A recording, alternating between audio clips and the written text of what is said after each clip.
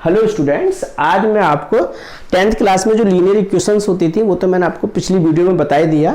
अब जो है ना कंडीशंस सॉल्व करने वाली कंसिस्टेंसी बोलते हैं इसको।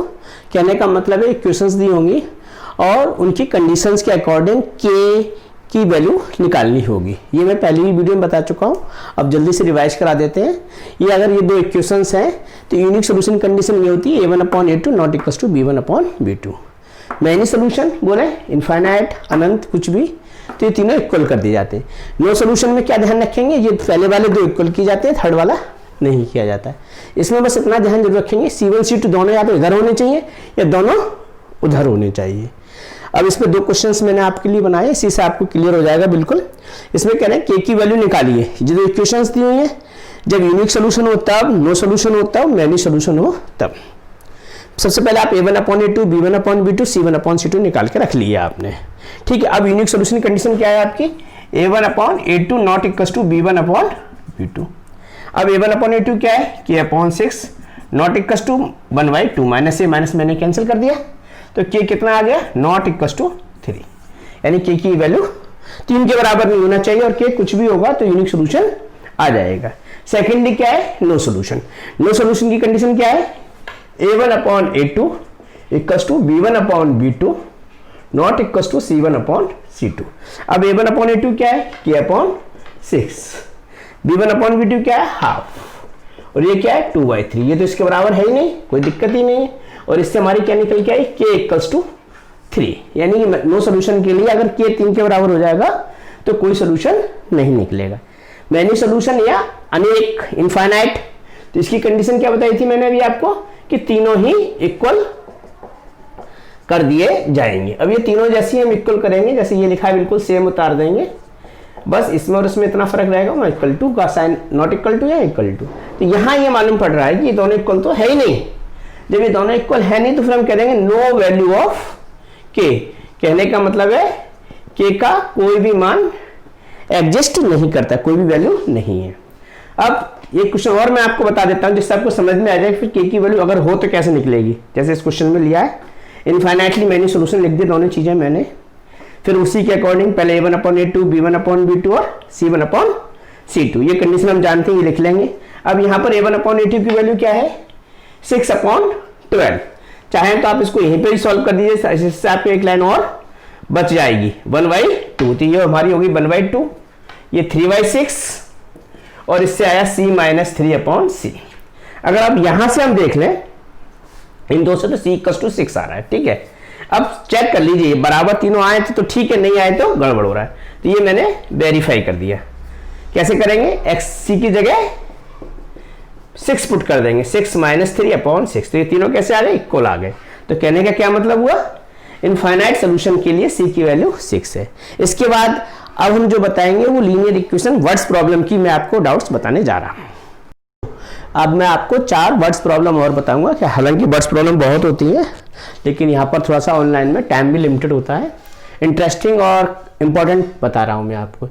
हर सवाल में कुछ ना कुछ ट्रिक होगी। जैसे ये सवाल आया था, age of the father is equal to the sum of the age of his 5 children. बस यहाँ ही चक्कर है, 5 चिल्ड्रन का चक्कर है। जैसे अगर 5 साल की बात हम बात करें तो फादर की साल एज में कितना बढ़ेगा, 5, लेकिन बच्चे 5 हैं तो उनकी टोटल एज में कितना बढ़ेगा, 5 × 20। या हम ऐसे कहें 10 साल बाद की बात, तो फादर की एज कितनी बढ़ेगी, जो भी आज होगी उससे 10 साल बढ़ेगी। लेकिन बच्चे 5 है तो बच्चों की एज में कितनी बढ़ेगी, 50 बढ़ेगी, 5 × 50। अब करते हैं इसको।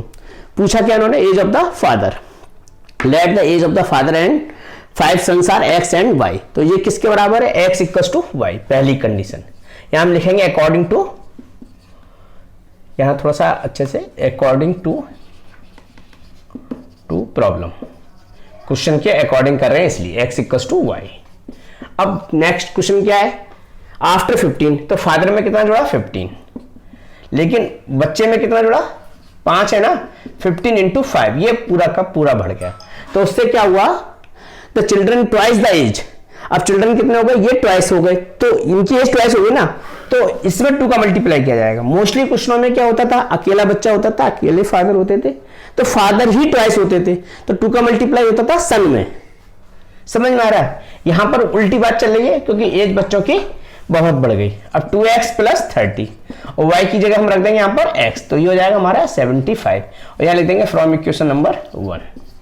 ये इधर आ जाएगा 2x माइनस एक्स हो जाएगा 75 माइनस 30 दैट इज 45 और ये x, तो x की एज आ गई आपकी 45, तो therefore age of the father equals to 45 years. ठीक है, इसमें क्या चीज चक्कर था 15 साल का, और उसके चक्कर में 2 का मल्टीप्लाई यहां हो रहा था, इस बात का विशेष ध्यान रखेंगे।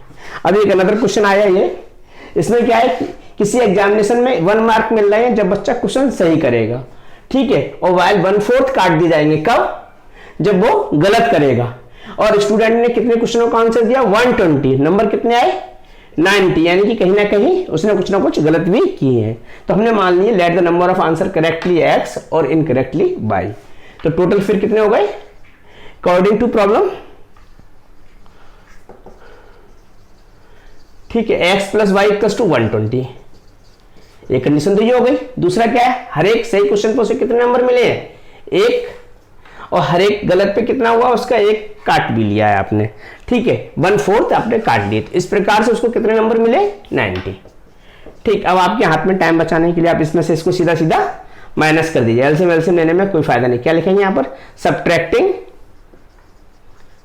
Equation number 2 from equation number 1 में से 2 में से 1 को घटाने पर, तो x से x कट जाएगा, y प्लस 1/4 ऑफ y, 120 में से 90 जाएगा 30, यहां पर एलसीएम ले लेंगे 5/4 इक्वल्स टू 30, तो y इक्वल्स टू कितना हो जाएगा 5 6 जाइए 24, तो 24 उसको कौन सा होगा इनकरेक्ट। पूछा कौन सा गया है, how many question did he answer correct, correct पूछा गया है, तो करेक्ट कैसे निकलेगा, यहां हम y की जगह पुट कर दें, तो x इक्वल्स टू कितना हो जाएगा 120 माइनस y, पहले y लिखिएगा और यहां लिखेंगे फ्रॉम इक्वेशन नंबर 1, और ये आपका 24 इसमें से माइनस हो जाएगा 96 आ जाएगा, यहां फिर क्या लिख देंगे clearly he correct number of answers he correct is 96। अब आते हैं नेक्स्ट क्वेश्चन पर।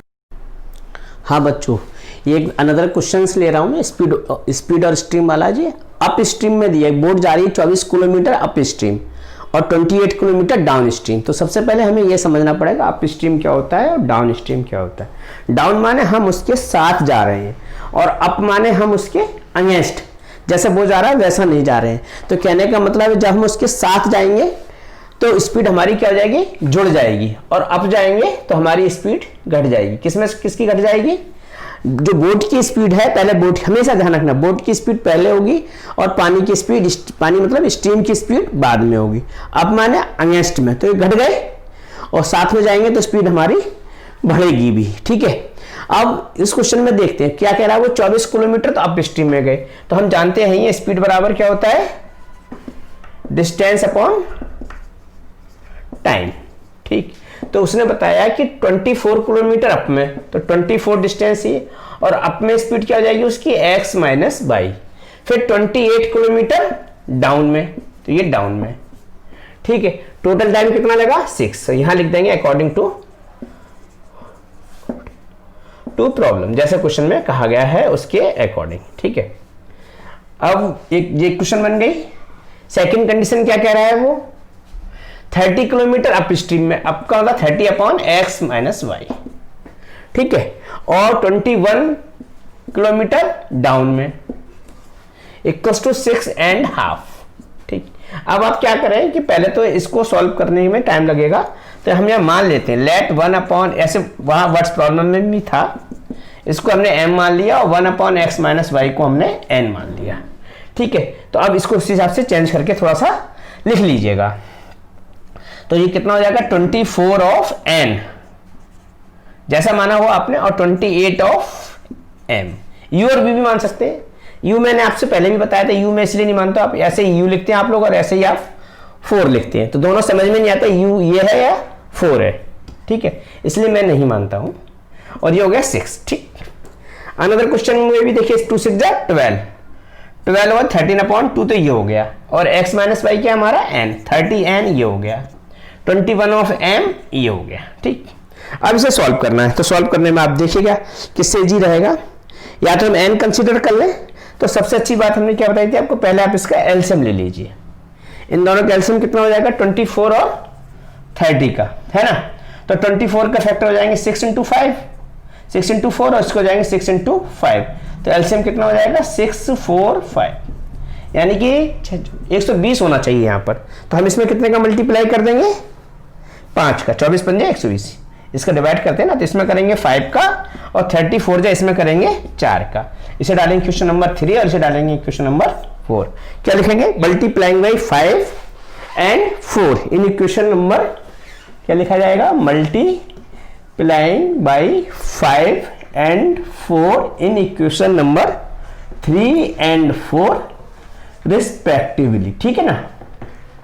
तो 5 से ये कितना हो जाएगा 120 ऑफ m, ये 140 ऑफ n, 140 ऑफ m और ये 30। जब यहाँ 4 का करेंगे तो 120 ऑफ n, 4 का किया 4 ये और 84 ये और ये n, और इसमें जब करा तो 2 2 जा 4 और 13 2 जा 26। यहाँ पर फिर यही लिख देंगे कहीं ना कहीं सब्ट्रैक्ट करने पर। ठीक है, पूरा नहीं लिखते, ये कट गया, इसमें से 10 में से 4 गया 6 और 13 में से 8 गए 5, ये आपका m और 30 में 6 गया 4। तो m इक्वल्स टू आ गया 4/56, दैट इज 1/14। और m कितने के बराबर है, यही की यही लिख दीजिए आप, m इक्वल्स टू है हमारा 1/x plus y equals to 1/14, यानी कि x plus y equals to 14। ये इक्वेशन नंबर हो गई हमारी 5। ठीक है, अब यहां से ही इस m की वैल्यू यहां भी रखी जा सकती है और यहां भी, यहां ज्यादा बेटर m रखेंगे आप क्योंकि कट जाएगा। तो क्या लिखेंगे putting m equals to 1/14 in equation number 3। तो 24 ऑफ n 28/14 इक्वल्स टू 6, 14 2 जा ये और 6 में से ये 2 माइनस हो जाएंगे। 24 of n equals to 6 minus 2, और यहीं पर आप जल्दी से अपना m की वैल्यू भी रख दीजिए 1/x माइनस y, और ये कितना हो जाएगा 4। ठीक है, ये इधर क्रॉस मल्टीप्लाई कर देंगे तो x माइनस y इक्वल्स हो जाएगा 24/4, दैट इज 6। ये इक्वेशन नंबर हो गई 6। अब क्या करेंगे आप, सॉल्व करेंगे 5 और 6 को। तो क्या लिखा जाएगा यहाँ पर सॉल्विंग, या एडिंग लिख दीजिए आप, सीधा सीधा सॉल्विंग क्या, एडिंग इक्वेशन नंबर 5 एंड 6। ठीक है, तो एडिंग करेंगे इनको तो फिर क्या हो जाएगा इसका ऐड करके x plus y equals to 14 और x minus y equals to 6, ये कैंसिल हो गया, 2y ये ऐड हो जाएगा तो 2x इक्वल्स टू हो जाएगा 20, तो x इक्वल्स टू आ जाएगा 10 और x की वैल्यू यही पुट कर दीजिए इक्वेशन नंबर 5 में, फ्रॉम इक्वेशन नंबर 5। तो x इक्वल्स टू जब मैंने 10 पुट किया, 10 प्लस y इक्वल्स टू 14, तो y इक्वल्स टू 4। ठीक, इसके बाद हम अपना आंसर लिखेंगे। उन्होंने क्या क्या पूछा है, स्पीड ऑफ बोट, तो लिखा जाएगा स्पीड ऑफ बोट कितनी आ गई आपकी, आप लोग 10 लिख के छोड़ देते हैं, ये बहुत खराब बात है। 10 नहीं, 10 किलोमीटर पर आवर, हमने माना भी किलोमीटर पर आवर में, पूरा क्वेश्चन किलोमीटर पर आवर में। फिर speed of stream 4 kilometre per hour. अगर आपको लगता है कहीं कुछ हमने गड़बड़ कर दिया है, वेरीफाई करने की इच्छा है, तो इस 10 और 4 दोनों ही आप यहां रख के देख लीजिएगा, आपका बैग चेक हो जाए तो ठीक है, नहीं हो जाए तो आपने कहीं गलत कर दिया। देखिए मैं चेक करके दिखा दे रहा हूं आपको।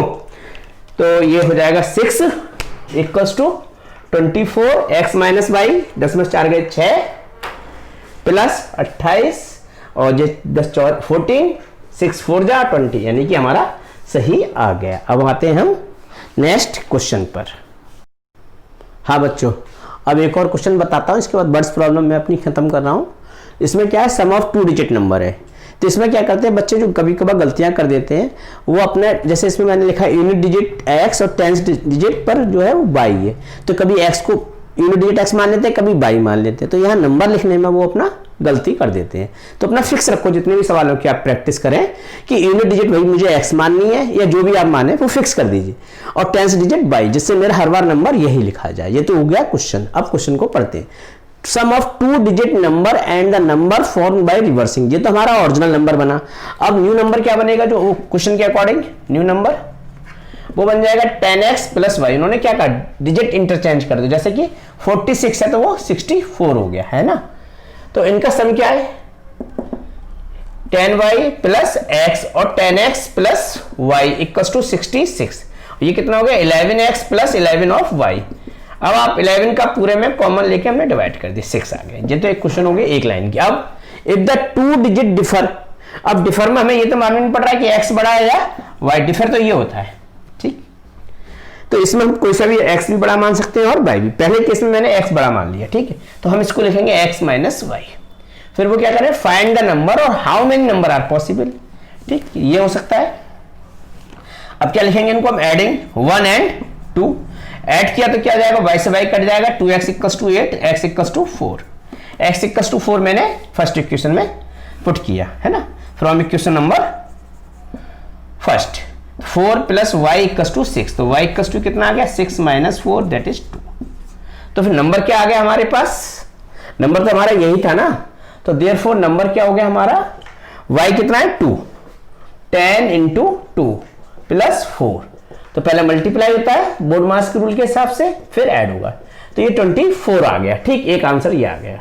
अब उन्होंने कहा क्या है कि कितने नंबर पॉसिबल हैं, तो इसका मतलब यहां जो हमने मन में बात थी वहां थोड़ा सा और चेंज आएगा, केस सेकेंड करके लिखा जाएगा।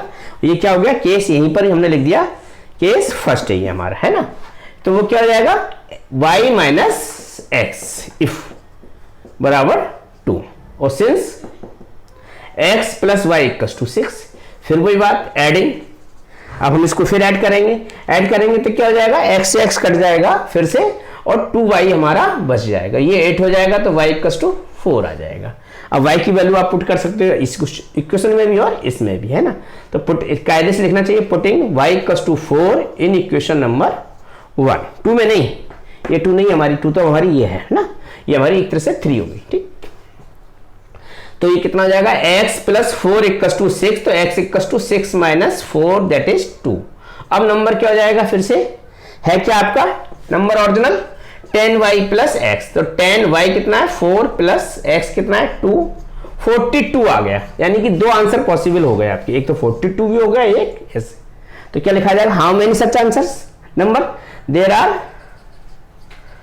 2 नंबर्स आर पॉसिबल, है ना, कौन कौन से, एक 24 एंड 42, ये हम अपने आंसर को ऐसे हाईलाइट कर देंगे। और इसके बाद अब हम जो आपको नया चैप्टर पढ़ाएंगे वो अर्थमेटिक प्रोग्रेशन, तब तक के लिए बाय बाय।